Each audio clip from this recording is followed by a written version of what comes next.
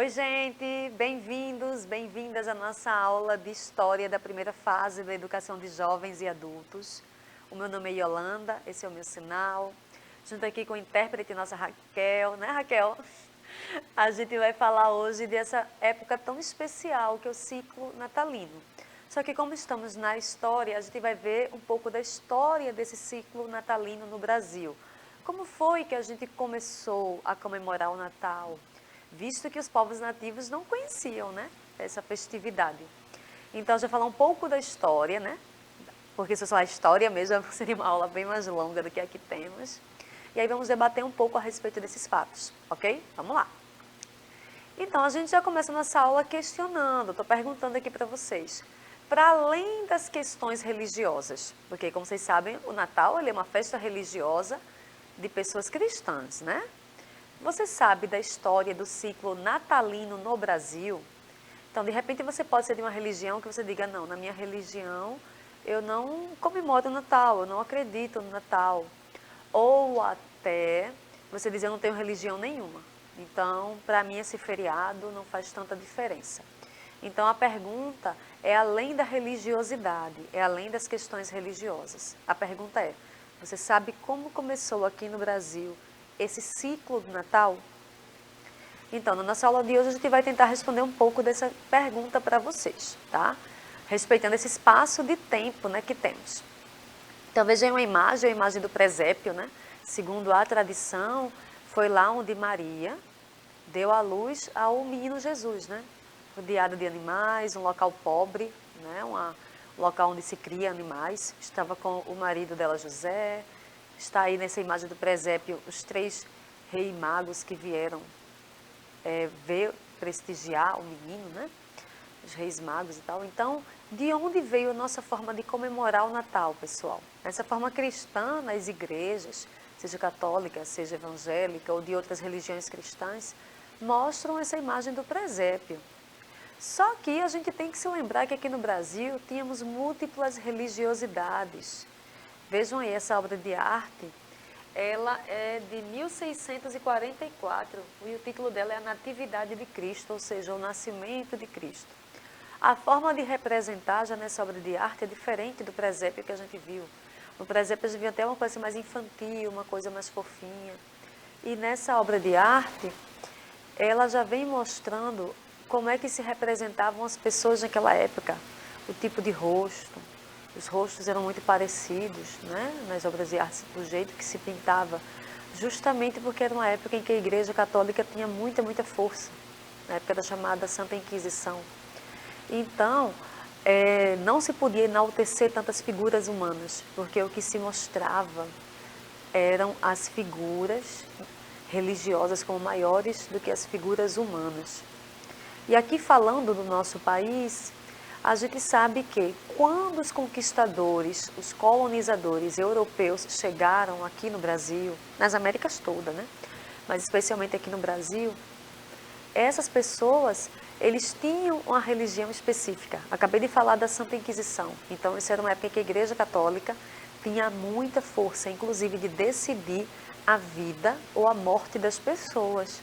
Pessoas que tinham religiões diferentes da religião católica, pessoas que tinham fé diferente da fé católica, podiam ser até queimadas vivas na fogueira.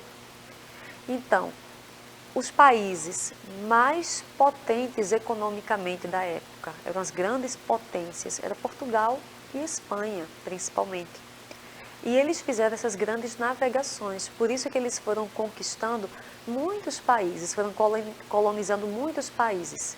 E aqui nas Américas, a colonização ela foi espanhola. Por isso que os países vizinhos, Uruguai, Argentina, Chile, México, falam espanhol, falam em castelhano, né? Já aqui no Brasil, a colonização ela foi de Portugal, por isso que nós falamos português. E aí, quando esses países chegaram nas Américas e dividiram as Américas já para ter acordos entre eles, o que é que eles decidiram? Impor também a religião deles. E a religião oficial era o catolicismo. Então, os povos originários, os vários povos indígenas que existiam aqui no Brasil e que tinham línguas diferentes, costumes diferentes, vários tipos de fé, tudo que eles sabiam foi tentado silenciar. Muitos morreram, muitos foram escravizados. E aí, tempos depois, quem é que chegou aqui no nosso país? Os povos africanos, os povos negros que foram sequestrados do seu país, trazidos aqui para o Brasil, e eles, da mesma forma, não podiam falar a língua deles, tinham que aprender a falar o português, não podiam exercer a religião deles, foram obrigados a converter à religião católica. Então, todas as religiões que as pessoas tinham, a religião que ela se identificava, a pessoa só podia professar aquela religião às escondidas. Então, essas religiões de matriz africana, dos povos de terreiro, essas religiões de povos indígenas ter resistido até os anos de hoje, foi tudo assim uma resistência mesmo, às escondidas. Porque, como eu comentei com vocês um pouco antes, se descobrisse, as pessoas eram castigadas. As pessoas que professavam outras religiões, elas eram castigadas. E algumas vezes eram castigadas perdendo a própria vida, tá? Então, até muitas religiões se adaptaram, é chamado sincretismo religioso, certo? Mesmo assim, quando se impôs a religião cristã para o nosso país, ela foi uma religião que ela cresceu e mudou muito. Ao longo do tempo vem mudando muito a religiosidade. Vejam, essa obra de arte aqui, de Lourdes de Deus. Essa aqui parece até uma festividade atual, né? Em qualquer festa do interior você poderia estar vendo a igrejinha ao fundo, coreta, as pessoas se divertindo. O nome desse quadro é esse, Natal na Vila Madalena.